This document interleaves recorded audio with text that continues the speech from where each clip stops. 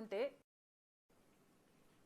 మీకు బాలకృష్ణ గారో లేక Balakrishna building IP address నుంచో మీ చెల్లెల మీద తప్పుడు ప్రచారం జరిగింది అని మీరు నమ్మింటే, మీకు తెలుసుంటే, మరి మీరు 5 సంవత్సరాలు ముఖ్యమంత్రిగా ఉన్నారు కదా.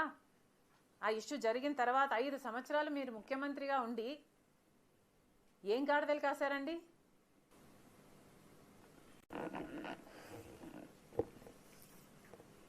మళ్ళీ నా వీడియోనే ప్లే చేసి మళ్ళీ ఆయనకు మైలేజ్ వచ్చేటట్టు వాడుకుంటున్నారు.